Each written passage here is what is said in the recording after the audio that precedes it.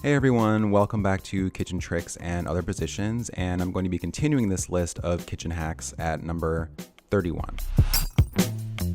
When it comes to baking things in the oven, try not to overcrowd everything on the pan. This can go for cookies, this can also go for vegetables and things like that.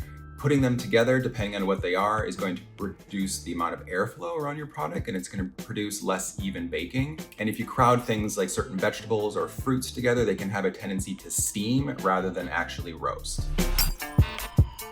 If you're dressing greens for a salad, what I like to do, and we do this a lot in restaurants, is we add the dressing to a bowl and then we add the greens to that. So we dress the bowl rather than the salad. So that way you have a little bit more control over how your greens are dressed. It'll be more consistent and more even. You won't have like a really soppy mess in one part of it and a dry spot over here. That way you can also control how much dressing you have and how much you need.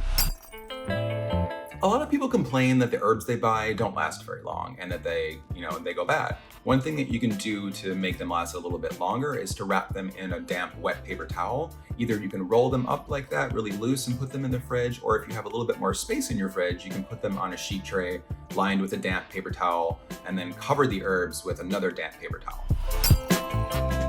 If you really want clean produce, one thing that you can do besides just washing in hot water, or if something is really sensitive to temperature and you can't really do that, what you can do is make a mixture. The general formula for that is 3 parts water to 1 part vinegar.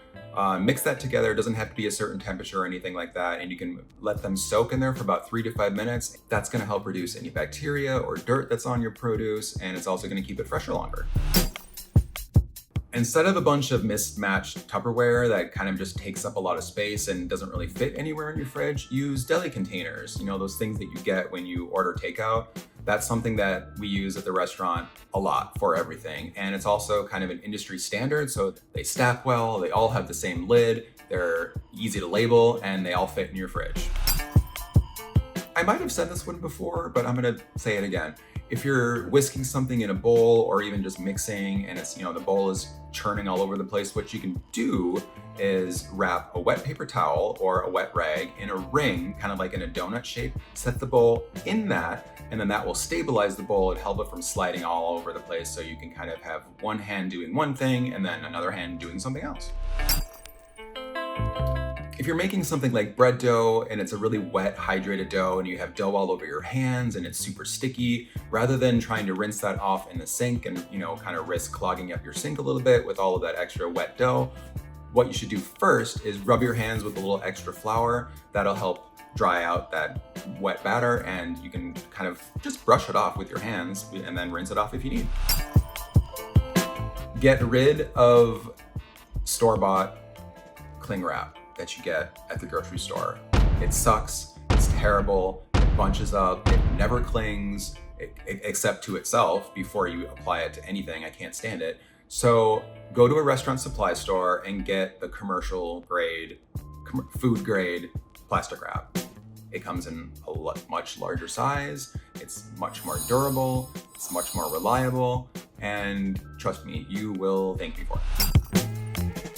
When it comes to seasoning something, especially with salt, always try to season from very high above. And what that's going to do is it's going to have a more even distribution rather than trying to, concentrate in one little spot, which can tend to be more for finishing rather than, something that you're beginning cooking with. You've probably seen me do this one a lot, but this is the bowl trick for corn.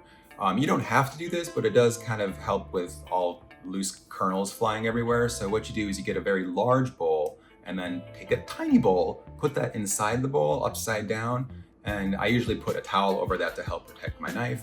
And then I'll put the ear of corn vertically on top of the small bowl and then cut the kernels off the ear that way. Thanks for watching part 4 of Kitchen and Food Hacks. Be sure to like and subscribe if you enjoyed this video, and leave a comment if you want to tell me what you learned, or if you want to tell me that I'm cute, really anything, almost. Okay, bye.